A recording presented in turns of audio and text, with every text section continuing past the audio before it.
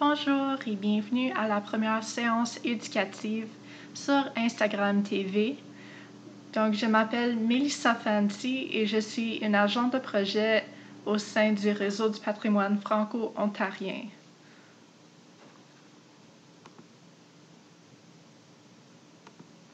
Donc, on a commencé à faire des jeux quiz sur notre page Facebook pour faire connaître le patrimoine méconnu de l'Ontario français. Donc, si vous voulez participer au jeu quiz, vous pouvez faire ça sur notre page Facebook à chaque mercredi pour le restant de l'été. Donc, aujourd'hui, qu'est-ce qu'on va faire? C'est on va prendre les personnalités méconnues de l'Ontario français qu'on a vues dans le jeu quiz et on va juste les présenter comme telles à cause c'est quand même important, selon nous, d'apprendre à connaître ces gens.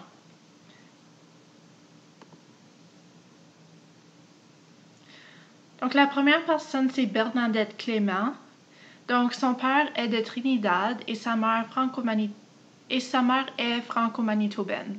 Après avoir grandi à Montréal, elle poursuit ses études de droit à l'Université d'Ottawa, où elle trouve sa vraie vocation dans le domaine de l'aide juridique. C'est sa passion pour ce domaine qui a motivé son déménagement à Cornwall, où pendant 12 ans, elle occupe le poste de conseillère municipale et elle deviendra, après la première femme francophone noire à devenir maire en Ontario lors des élections municipales en 2018. Il est important de reconnaître le travail de Mme Bernadette, car malgré les barrières auxquelles elle fait face en tant que femme noire immigrante, elle travaille pour ses communautés. Donc ça, c'est la première personne qu'on voulait présenter.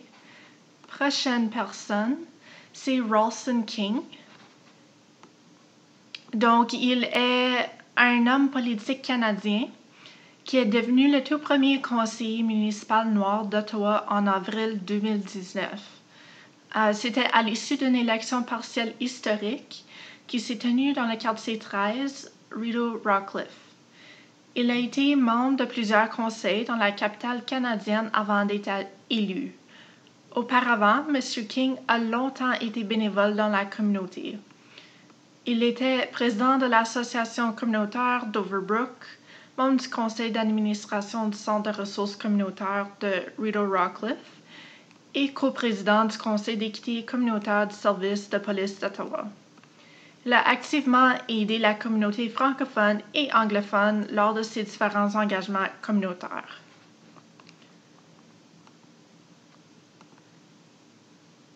La prochaine personne, c'est Mimi Obansawin. Elle est née d'une mère francophone et d'un père Abenaki.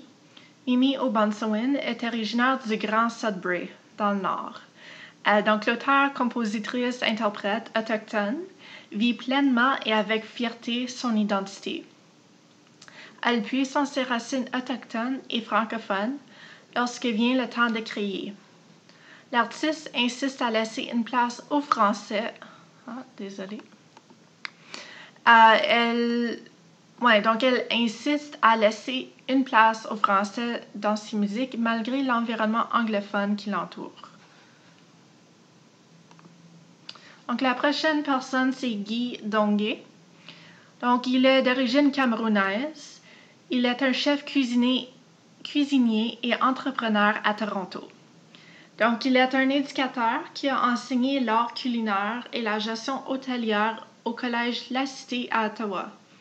Il a aussi donné de nombreux ateliers de cuisine pour les communautés francophones ontariennes. Son plus récent projet s'appelle Bon Appétit. C'est une initiative pour faciliter l'intégration de femmes immigrantes francophones par le biais de la cuisine. Il est également lauréat en 2018 du prix de l'entrepreneur immigrant francophone lors du gala Inspiration Ontario, organisé par la Passerelle. La prochaine personne qu'on voulait vous présenter, c'est Saint-Firmin Monestine. Donc, il est d'origine haïtienne et le premier maire noir au Canada. Donc, il y a des petites vidéos qui existent au sujet de lui et sa vie. Si vous voulez le visionner, c'est fascinant. Donc, la prochaine personne, c'est Yao. Il est un musicien, directeur artistique et général de sa propre maison de disques, Intello Productions. Il mène ses projets d'une main de maître, en plus de soutenir la carrière d'autres artistes. Il est né en Côte d'Ivoire, de parents togolais. Yaovi Hoi débarque à Ottawa à l'âge de 13 ans à la fin de 2016. Il va sortir Lapsus. Donc ça, c'est un album qui va amener en tournée à travers le Canada et va l'offrir en 2019 pas moins de 9 nominations au prix Tré-Or. Ça, c'est un prix de l'Association des professionnels de la chanson et de la musique, dont une des nominations, c'est meilleur artiste et chanson primée avec son morceau Nomade. Donc, la prochaine personne qu'on voulait vous présenter, c'est Mick Michel. Donc, c'est qui Mick Michel? C'est une artiste muraliste francophone d'origine métisse. Depuis qu'elle a commencé à créer des murales vers 2005, cette artiste muraliste franco-ontarienne a réalisé une bonne soixantaine d'œuvres à Ottawa, sans compter les nombreux projets auxquels elle a participé aux 4 coins de l'Ontario. Et aussi dans d'autres régions du Canada. Donc pour Mick Michel, l'art sert d'abord et avant tout à transmettre un message, que ce soit à caractère politique, social, environnemental ou autre. Selon elle, l'art représente la façon idéale de créer un dialogue sur des sujets qui trop souvent divisent la collectivité. Donc, je voulais juste vous montrer aussi, ça c'est une murale qui a été peinturée par Mick Michel en septembre 2018 sur un des murs extérieurs de la Trinity Anglican Church à Ottawa. Donc, c'est une œuvre puissante réalisée en hommage aux femmes et aux filles autochtones disparues ou assassinées. La prochaine personne qu'on voulait vous présenter, c'est Gabriel Hossan. Il est d'origine haïtienne, un écrivain, auteur de nouvelles, de récits et de poésie vivant à Toronto. En 2017, Gabriel publie un premier roman qui le ramène sur sa terre natale d'Haïti. Dans Hubert le reste avec, elle raconte la vie de ses enfants haïtiens qui sont exploités, forcés de rester avec des gens qui les font travailler dans des conditions insoutenables. Depuis 2018, il est également le président de l'AAOF, qui est l'Association des auteurs et auteurs de l'Ontario français. Cette association a pour mission d'œuvrer au développement et à la promotion de la littérature en Ontario. Donc voilà Gabriel Hossan. Prochaine personne, c'est Faiza Abdallaoui. Donc Faiza est née en Suisse et a été élevée en Algérie. Elle a aussi fait ses études en France. Donc, dès son arrivée au Canada, elle s'est intéressée à plusieurs projets et est devenue la présidente du mouvement pour les femmes immigrantes francophones en Ontario, aussi connu comme le MOFIF. Donc, elle a siégé au CA de l'Association algérienne du GTA, donc la région de Toronto, et à celui du Théâtre français de Toronto. Faiza est également entrepreneuse sociale, consultante, facilitatrice et coach pour la communauté immigrante francophone. Malgré ses plusieurs casquettes, cette dernière réussit à exceller et à laisser une trace dans la communauté franco-ontarienne. OK, donc la prochaine personne, c'est Ovid Mercredi. Donc, c'est un homme politique de la nation Cri. Il a joué un rôle fondamental lors des discussions sur la réforme constitutionnelle de l'accord du lac Meech. Il a été élu chef régional de l'Assemblée des Premières Nations pour le Manitoba, lui permettant ainsi de jouer un rôle essentiel dans la résolution de la crise d'Oman en 1990.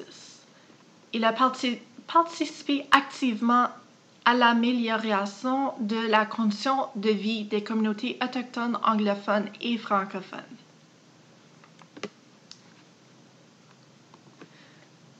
La prochaine personne, c'est Michaël Jean. Donc, vous savez probablement déjà c'est qui Michaël Jean, mais c'est toujours important de présenter ces personnalités qui ont eu un impact dans notre communauté de l'Ontario français. Donc, Michaël Jean est d'origine haïtienne et une femme d'État. Elle est aussi diplomate, animatrice de télévision et journaliste canadienne. Elle est la première femme noire présentatrice de Radio-Canada. Elle est également devenue la première gouverneure générale noire du Canada le 27 septembre 2005. Son implication et sa volonté d'améliorer la francophonie ont touché tout le Canada en passant par l'Ontario. Elle est très impliquée dans sa communauté francophone. Donc, il nous reste quelques personnes à présenter encore. La prochaine personne qu'on voulait vous présenter, c'est Jeanne-Françoise Mouet. Donc, après avoir immigré du Cameroun, Jeanne-Françoise Mouet est d'abord conseillère auprès des femmes survivantes d'agressions sexuelles à Oasis, Centre des femmes de Toronto. Elle participe à la création du MOFIF. Elle emménage ensuite à Ottawa et devient la première directrice générale du Centre Nova, qui vient en aide aux femmes victimes d'agressions à caractère sexuel dans la région de Prescott-Russell. Quelques années plus tard, elle est nommée présidente de l'organisme Action ontarienne contre la violence faite aux femmes. Depuis 2012, Jeanne-Françoise Mouet occupe le poste de directrice générale de La Maison, un centre d'hébergement pour femmes francophones du Grand Toronto. Donc, la prochaine personne, c'est Elsie Surena. Donc, elle est une artiste pluridisciplinaire haïtienne, défenseur des droits francophones en Ontario et beaucoup plus encore. Donc, elle est considérée comme une écrivaine et poète, et un de ses poèmes apparaît d'ailleurs dans l'œuvre de Landry Lasselle, Poème de la Résistance. Elle a écrit « Je ne me savais pas francophone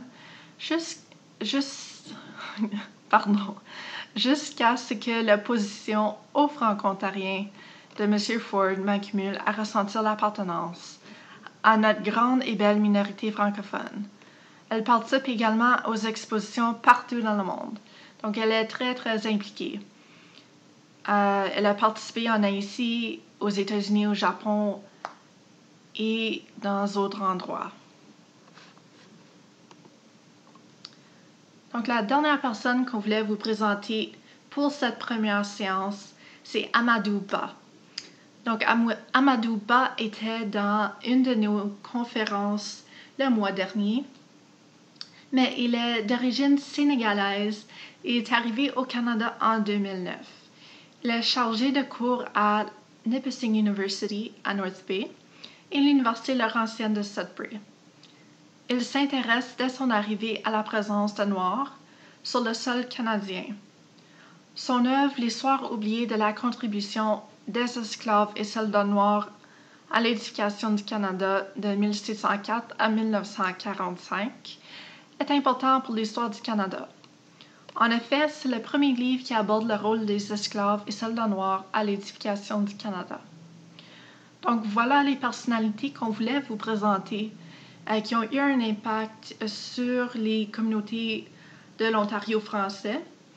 À chaque semaine, comme j'ai dit, on aura des jeux quiz sur notre page Facebook en direct et il y aura toujours des séances d'information par la suite pour vous aider à l'avenir si vous avez besoin d'une ressource ou vous voulez juste savoir l'information sur ces personnalités sans nécessairement jouer au jeu quiz. Donc, passez une excellente journée.